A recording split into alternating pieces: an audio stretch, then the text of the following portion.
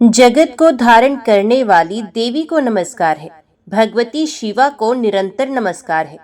मनोरथ पूर्ण करने वाली अब भगवती दुर्गा को बारंबार नमस्कार है। अब शिवा और शांति देवी को नमस्कार है। हे मोक्षदायिनी, अब विद्या स्वरूपिणी को नमस्कार है। हे जगत माता, हे शिवा, अब विश्व व्यापिनी तथा जगत जननी को नमस्कार है। जय माँ भगवती, जय माँ दुर्गा। आज के वीडियो में आप सुनेंगे दशा माता व्रत के आखिरी दिन की कथा। उससे पहले आप सुनिए भगवान गणेश जी की कथा। एक बार एक नगर में एक माली रहती थी। उसके पति चल बसे थे। उसका एक 4 साल का पुत्र था।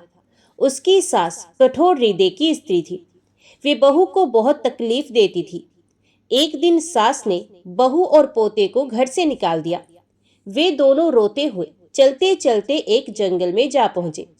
वहां एक बड़े पेड़ के नीचे बैठ गए। वहां से थोड़ी ही दूर पर एक गणेश जी का मंदिर था। वहां बहुत लोग गणेश जी के दर्शन करने आते थे। दर्शन करके गणेश जी को प्रसाद चढ़ाते थे। फिर वह प्रसाद सबको बांट देते थे। इस प्रसाद से माँ बेटे का गुजारा होने लगा। दोनों गणेश जी की पूजा पाठ में लग गए। एक दिन उन्होंने सोचा, क्यों ना हम भी जंगल से फूल लाकर बेच दें। वे रोज जंगल से फूल लाकर उसकी माला बनाकर बेचने लगे। साथ में पूजा की सामग्री और प्रसाद भी बेचने लगे। इससे उनको आमदनी भी होने लगी। गणेश जी की कृपा से आमदनी बढ़ने लगी। जल्दी ही उन्होंने एक मकान और एक दुकान बना लिया। एक राजा की लड़की मंदिर में रोज पूजा करने आती थी।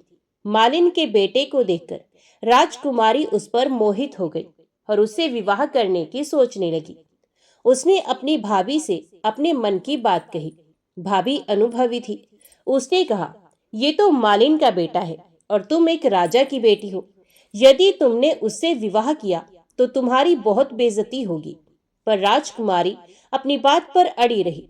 उसने कहा, मैंने तो प्रतिज्ञा कर ली है कि उसी से विवाह करूंगी। भाभी ने घर जाकर सारी बात राजा को बता दी। राजा ने मना नहीं किया और विवाह के लिए तैयार हो गए।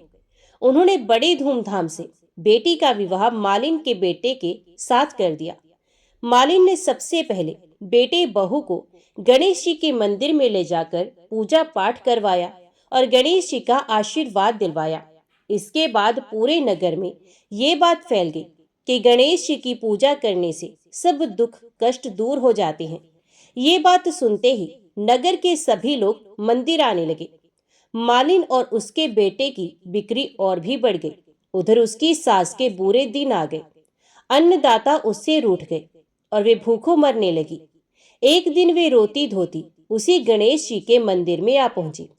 वहां वे मालिन के बेटे से बोली, मैं भूखी हूँ, मुझे रोटी कपड़ा दे देना। इसके बदले मैं तुम्हारा सारा काम कर दूंगी। लड़के को दया आ गई और उसे काम पर रख लिया। उसने अपनी दादी को नहीं पहचाना। जब मालिन घर आई तो उसने अपनी सास को पहचान लिया। वे सास से बोली, सासू जी, आप यहाँ कैसे? सास ने पोते की तरफ इशारा करके कहा, मेरी सेठ के यहाँ नौकरी लग गई है। तो बहू बोली, ये आपका पोता है और ये घर भी आपका ही है, ये दुकान भी आपकी है। जब आपने हमें घर से निकाला तब गणेश जी ने हमारी रक्षा की। बहू की बात सुनकर सास बोली, मेरी करनी मैंने भोग ली। बहू बोली, सासू जी, अब आप हमारे यहाँ रहो और पोते का सुख देखो। हे गणेश जी महाराज, जैसा सुख आपने मालिन को दिया वैसा ही सुख सबको देना।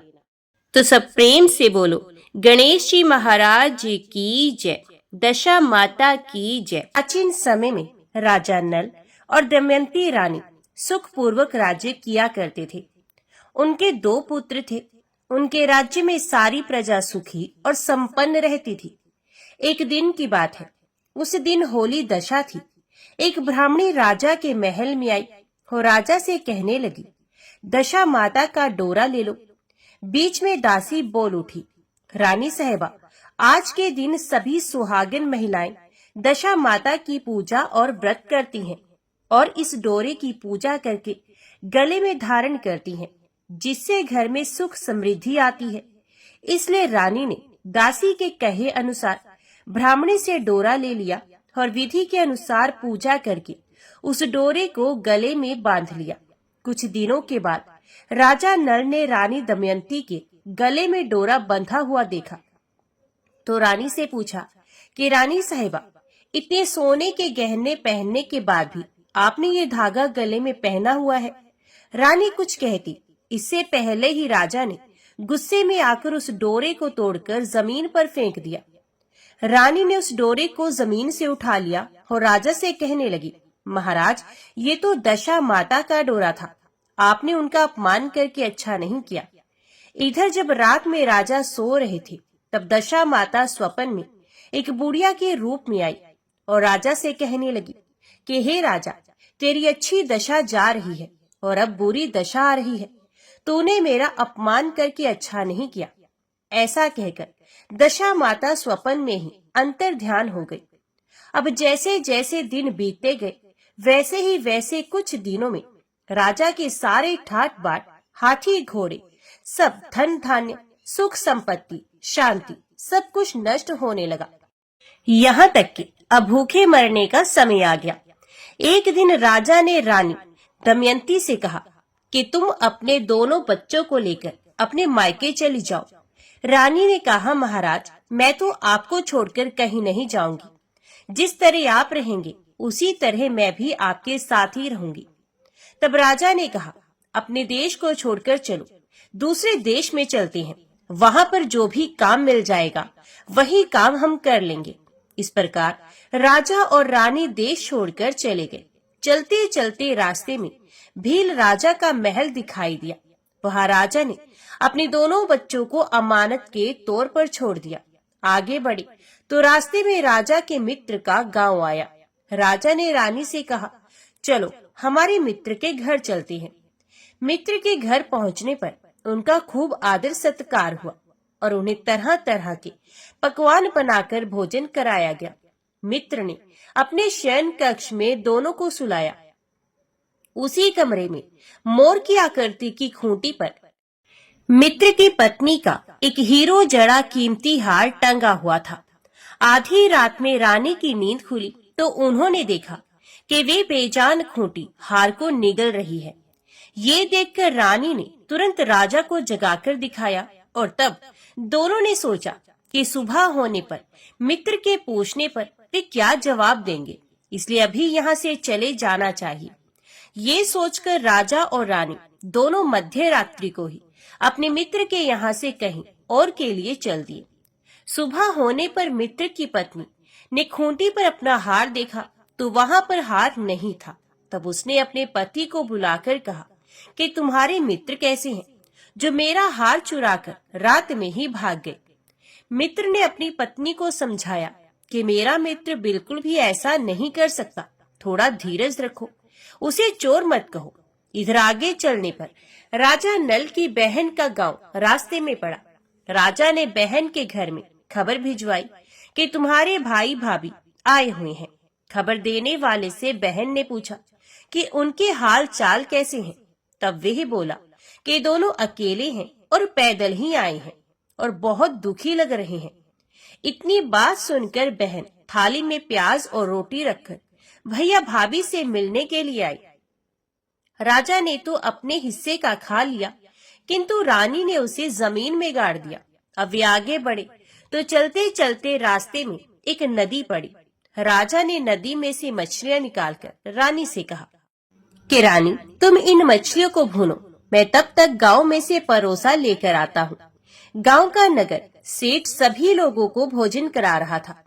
राजा जब गांव में गया तो वहां से परोसा लेकर चल दिया।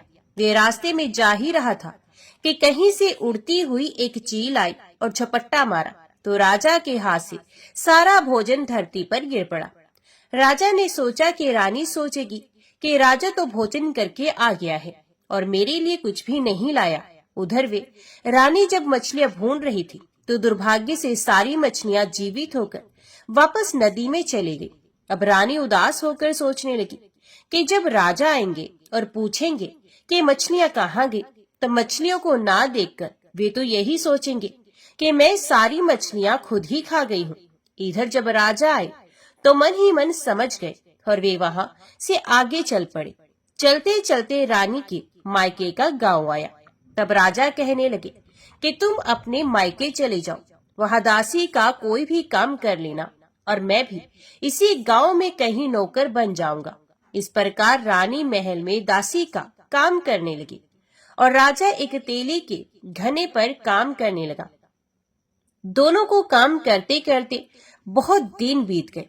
जब होली दशा का दिन आया तब रानियों ने सर धोकर स्नान किया, दासी ने भी स्नान किया।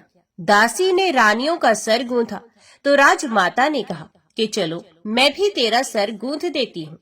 ऐसा कहकर राजमाता जब दासी का सर गूंथी रही थी तब उन्होंने दासी के सर में पद्म देखा।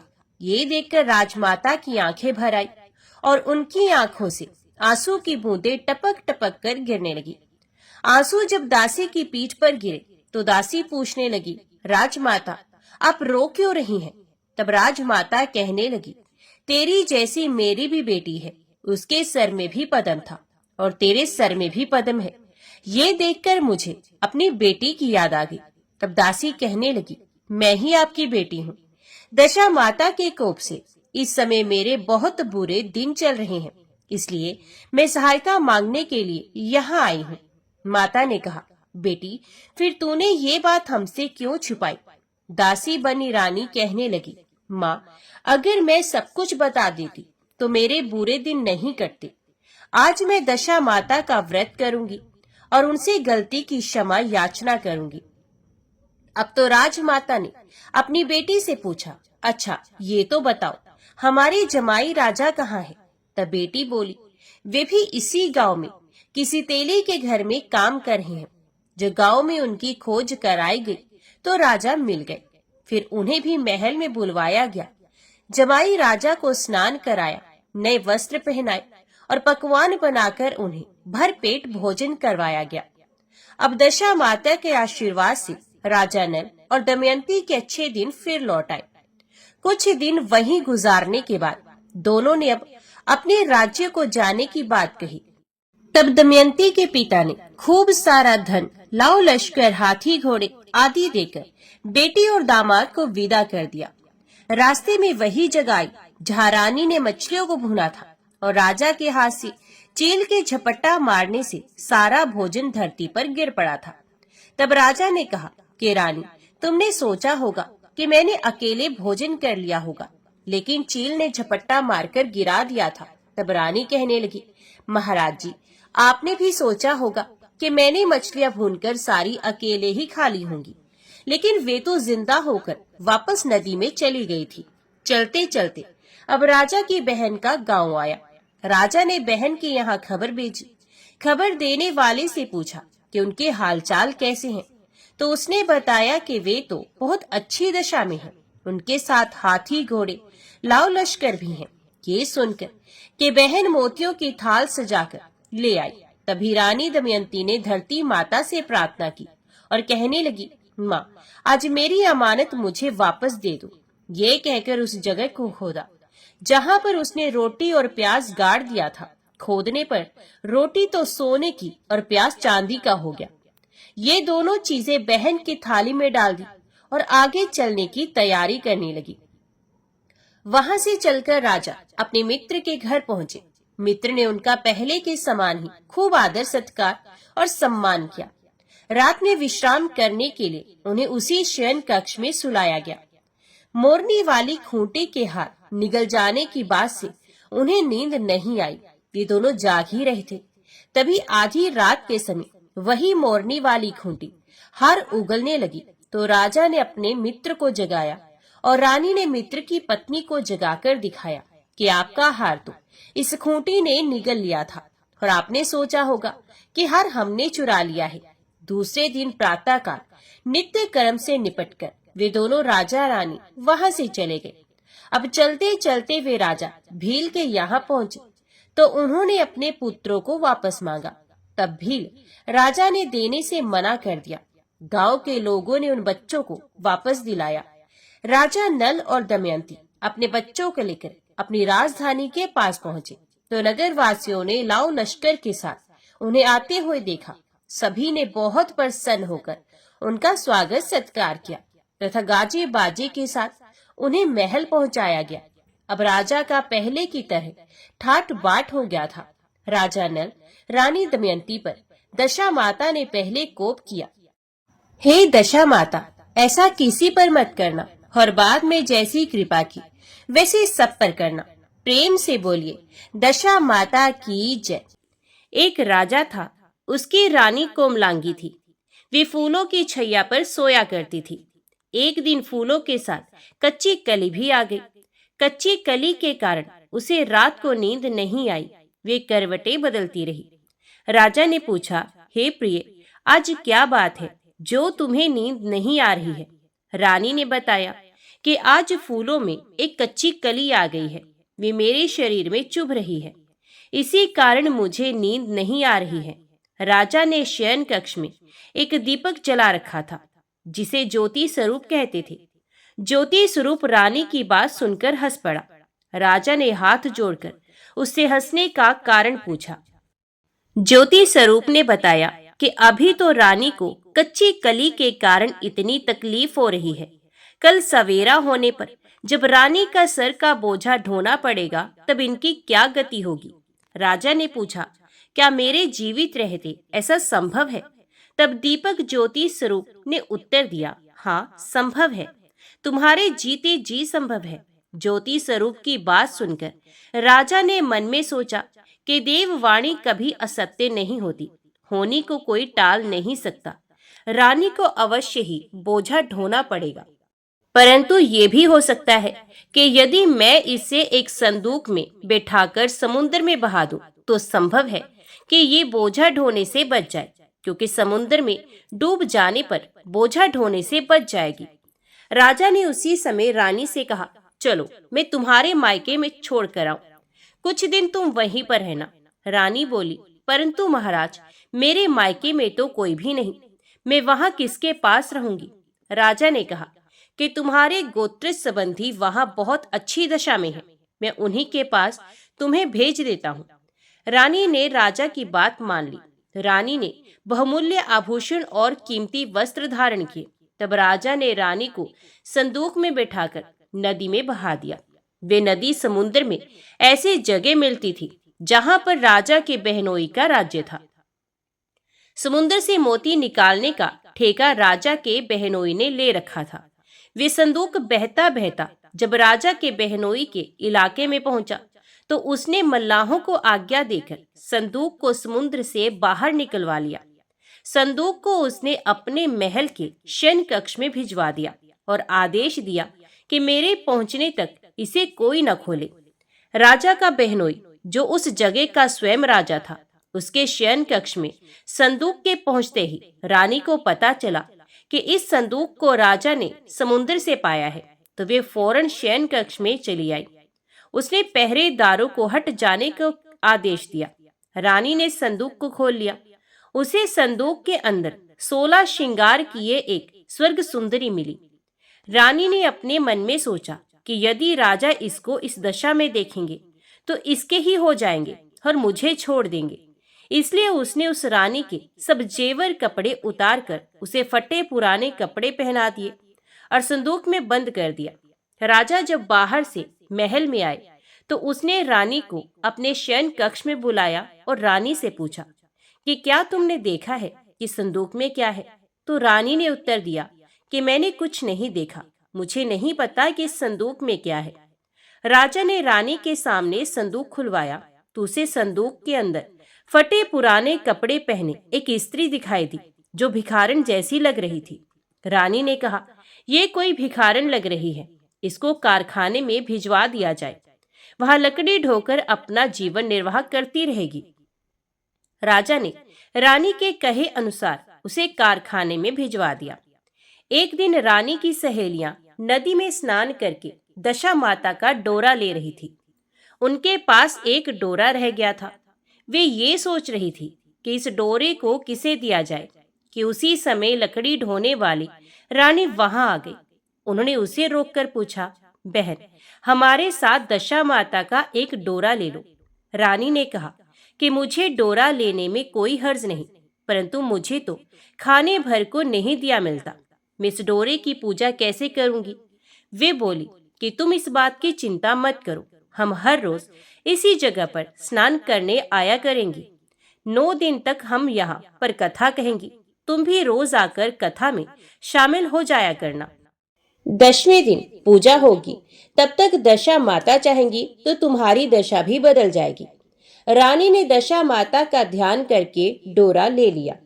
उसी दिन रानी के पति राजा को ये चिंता हुई कि रानी को संदूक में बंद करके बहा तो दिया था, परंतु पता नहीं उसका क्या हाल होगा। उसकी खोज खबर लेने के लिए राजा एक नौका पर बैठकर नदी की यात्रा करता हुआ अपने बहनोई के यहाँ पहुंच गया। संध्या के समय भी अपनी बहन से बोला, मेरे हाथ पैरों में बहुत दर्द हो रहा है, किसी दबाने वाले को बुलाओ। तब उसकी बहन ने लकड़ी ढोने वाली भिखारन को बुलाकर लाने की आज्ञा दी। उसे कहा, आज रात तुम मेरे भाई के पैर दबा दो। वे बड़े संकोच में पड़ गई। अपने मन में सोचने लगी, आज तक मैंने किसी पुरुष को छुआ तक नहीं। रानी अपने भाई के पैर दबाने के लिए उस पर जोर डाल रही थी, इसलिए लाचार होकर उसने हाँ भी कर दी। राजा के पैर दबाते दबाते रानी को उसके पांव में पद्म दिखाई पड़ा। रानी चुपचाप रोने लगी। उसके आंसू राजा के पैरों पर टपक पड़े। राजा ने उससे पूछा, तुम रो क्यों रही हो? तुम अपना भेद मुझे बताओ, मेरे द्वारा तुमको कोई हानि नहीं होगी। रानी बोली कि जैसा पद्म आपके पैर में है, वैसा ही पद्म मेरे पति के पैर में भी था। पहले के दिनों की याद आ जाने पर मुझे रोना आ गया। राजा ने उसे पहचान लिया। राजा बोला, मैं समझ गया, अब तुम्हें पैर दबाने की जरूरत नहीं। तुम्हारे भाग्य में जो लिखा था वे तुम्हें भोगना ही पड़ा। मैंने उसे टालने के लिए जो उपाय किया था उसका नतीजा उल्टा ही निकला। तुम्हें मेरे जीते जी लकड़ियां ढोनी पड़ी। सवेरा हुआ, परंतु अतिथि राजा सोकर नहीं उठा और न पैर दबाने वाली दासी ही कमरे से बाहर निकली। राजा की बहन को चिंता होने लगी। थोड़ी देर के बाद दासी कमरे से बाहर निकली और कारखाने में काम करने के लिए चली गई। रानी ने कमरे में जाकर अपने भाई को जगाया। उसका भाई बोला, मेरी तबीयत ठीक नहीं, मेरा सर दर्द हो रहा है, मैं अभी आराम करना चाहता हूँ, मेरा मन भी बहुत व्याकुल हो रहा है। रानी ने पूछा, आखिर बात क्या है, कुछ तो बताओ। राजा ने कहा, बड़ी शर्म की बात है, मैंने तुम्हारी भाभी को जानबूझकर संदूक में बैठाकर तुम्हारे पास इसलिए भेजा था कि इसे यहाँ आराम से रखा जाएगा, परंतु उसे तो यहाँ लकड़ियां ढोनी पड़ रही हैं। उसके तुमने सारे गहने कपड़े उतार कर उसे रास्ते की भिखारन बना दिया। उसकी बहन बोली, मैंने उसे नहीं पहचाना। उसने दासियों को भेजकर उसे चुपचाप अपने पास बुलाया। उसके आने पर बहन ने अपनी भाभी से काफी माफी मांगी और उसके पैर पकड़ लिए। कुछ दिनों तक राजा अपने बहनोई बहन के घर में रहकर रानी को साथ लेकर अपनी राजधानी में लौट आया। रानी ने अपने महल में पहुंचकर सुहागनों को न्योता भेजा। बड़ी धूमधाम से दशा माता के डोरे की पूजा की और नगर में ढिंढोरा पिटवाया कि आज से अमीर गरीब सभी दशा माता का डोरा लिया करें और श्रद्धा पूर्वक पूजा किया करें। जिसके पास पूजन पारण के लिए धन की कमी हो तो वे महल में से ले जाया करें। जिस प्रकार रानी के दिन दशा माता ने फेरे, वैसे ही वे सबकी दशा को ठीक करें। तो सब प्रेम से बोलो, दशा माता की जय। एक राजा की 2 रानियां थी। एक रानी को लक्ष्मी कहा जाता था तो दूसरी रानी को कुलक्ष्मी कहा जाता था। एक दिन लक्ष्मी रानी क्रोधित होकर लकड़ी का पाटा ले मलिन कपड़े पहनकर कोप भवन में जाकर लेट गई। राजा ने लक्ष्मी से पूछा, तुम कोप भवन में क्यों पड़ी हो, तुम क्या चाहती हो? तो रानी बोली, कुलक्ष्मी को देश निकाला दिया जाए। कुलक्ष्मी रानी थी, इसलिए उसे निकाल देने से राजा की बदनामी होने का डर था। इसलिए रानी को पीहर छोड़कर आने की बात सोची गई। राजा ने रानी को एक रथ में सवार करवाया और स्वयं घोड़े पर चढ़कर रथ के साथ चलने लगा। एक बीहड़ जंगल में पहुंचकर राजा ने रथ को रुकवाया।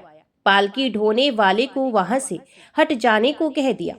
राजा रानी को उसी जंगल में छोड़कर घोड़े पर सवार होकर अपने महल में आ गया। कुलक्ष्मी को बाट देखते हुए सारी रात बीत गई। रानी को प्यास लगी। वे रथ से उतरकर पानी की तलाश में चल दी। रानी ने आसपास पानी खोजा, परंतु उसे कोई जलाशय दिखाई नहीं दिया। रानी ने एक सारस के जोड़े को एक तरफ जाते हुए देखा। रानी कुलक्ष्मी सारस के जोड़े के पीछे चल दी। चलते चलते वह एक नदी के किनारे पहुंची। रानी ने शौच आदि से निर्वृत्त होकर उस नदी में स्नान किया और जल पीकर अपनी प्यास बुझाई। उस समय कुछ अन्य स्त्रियां भी स्नान कर रही थी। स्नान करने के बाद उन स्त्रियों ने दशा माता का डोरा लिया। उनके पास एक डोरा बच गया। उन्होंने रानी से डोरा लेने का अनुरोध किया। रानी डोरा लेकर अपने रथ में आकर बैठ गई। दशा माता ने रानी की परीक्षा लेने के लिए एक बुढ़िया माई का वेश धारण कर उसके रथ के पास आई। वे रानी से बोली कि हे बेटी, यहाँ पर बैठी क्या कर रही हो? रानी ने बुढ़िया माँ से कहा, पहले तुम बताओ, तुम कौन हो? बुढ़िया ने उत्तर दिया, मैं तुम्हारी मौसी हूँ। तब रानी उसके गले लगकर रोने लगी। उसने अपनी विपदा भरी सारी कहानी बुढ़िया को बता दी। अंत में रानी ने बुढ़िया से कहा, अब मुझे केवल तुम्हारा ही सहारा है, मेरी रक्षा करो। दशा माता की कृपा से उसी जगह माया का शहर बस गया।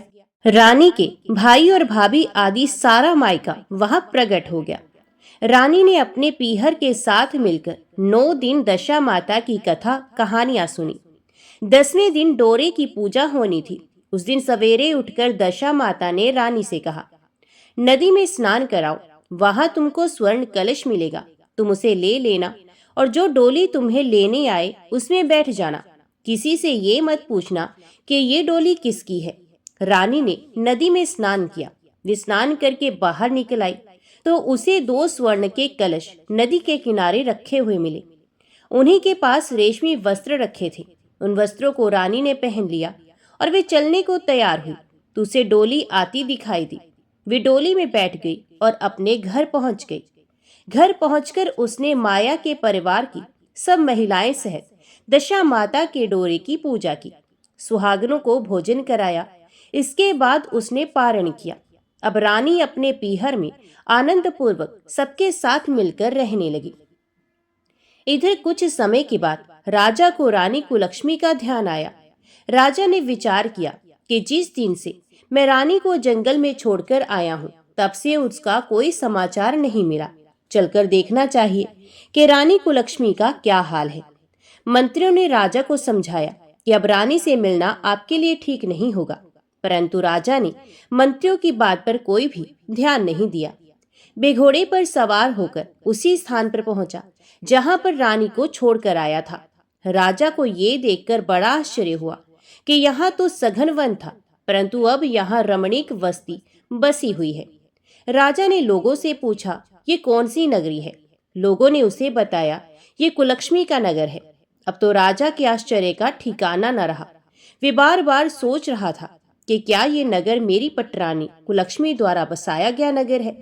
राजा ने कुलक्ष्मी के महल के पास जाकर सूचना भिजवाई कि उनसे अमुक देश के राजा मिलना चाहते हैं। रानी ने राजा को पहचान कर मिलने से मना कर दिया, परंतु मौसी ने उसे समझाया कि हिंदुओं में तो पति ही परमेश्वर माना जाता है। तुम्हें यही उचित है कि तुम यथाशक्ति उसका आदर सत्कार करो। मौसी के कहने पर रानी कुलक्ष्मी ने राजा को महल में बुलवाया। दोपहर को राजा को भोजन पर बुलाया गया। राजा के साथ नाई भी था। रानी राजा और नाई को भोजन कराने लगी। पहली बार रानी ने नाई की पत्तल पर भोजन परोसा तो नाई ने रानी के पैर पर एक छींटा लगाया। रानी इस भेद को नहीं समझ सकी कि नाई ने उसके पैर पर रायते का छींटा क्यों मारा। रानी दूसरी बार पोशाक बदलकर फिर आई। राजा मन में सोचने लगा कि यहाँ तो बहुत सी रानियां हैं, सबकी शक्ल एक जैसी है, मैं अपनी रानी को कैसे पहचान सकूंगा। डेरे में आकर राजा ने नाई से कहा, यहाँ तो कई रानियां हैं, मैं अपनी रानी को कैसे पहचानूं। नाई बड़ा चतुर था। वे बोला, रानी तो एक ही है, परंतु वे पोशाक बदल बदल कर हमारे सामने आ रही हैं। राजा ने नाई से पूछा, तुझे कैसे पता कि रानी एक ही है? तो नाई ने कहा, मैंने उनके पैर पर रायते का छींटा मारा था। वे 3 बार कपड़े बदल कर हमारे सामने आई, परंतु वे छींटा उनके पैर पर तीनों बार लगा हुआ था। अगले दिन रानी ने राजा को अपने महल में बुलवाया। राजा को अपनी मेज पर बिठाकर खाने के लिए पान का बीड़ा दिया। पान खाकर राजा पलंग पर लेट गया और रानी उसके पैर दबाने लगी। राजा ने रानी से अपने किए के लिए क्षमा मांगी और रानी को अपनी राजधानी में चलने के लिए कहा। तो रानी ने कहा, आप मुझे किस मुंह से चलने को कह रहे हो? आप तो मुझे जंगल में अकेला छोड़कर चले गए थे। आप तो दूसरी रानी के कहने में आकर मेरा परित्याग कर चुके हैं। ये तो मेरी मौसी का किया हुआ है, उसी के कारण ये सब वैभव मुझे प्राप्त हुआ है, वरना आप तो मेरा सर्वनाश कर चुके थे। राजा ने रानी को बहुत समझाया। तब रानी बोली कि मैं केवल एक शर्त पर आपके साथ चल सकती हूँ। आप मेरी मौसी से वरदान मांगेंगे कि ये नगरी आपकी राजधानी के पास पहुंचा दे, जिससे जब मेरा मन चाहे आपके पास रहूं और जब जी चाहे तो मौसी के दिए महल में चली जाऊं। मेरी मौसी बड़ी दयालु है, संभव है कि वे हमारी बात को मान जाएं। राजा ने दशा माता मौसी से प्रार्थना की। मौसी ने राजा की बात मानकर दोनों शहरों को आस पास स्थापित कर दिया, मानो एक दूसरे के ही भाग हों। राजा ने दशा माता की कृपा का फल जानकर शहर में ढिंढोरा पिटवाया कि उसकी प्रजा दशा माता की पूजा किया करे। भगवती दशा माता ने जिस प्रकार कुलक्ष्मी पर दया करी, वैसे ही दया सब जनों पर करे। तो सब प्रेम से बोलो, दशा माता की जय।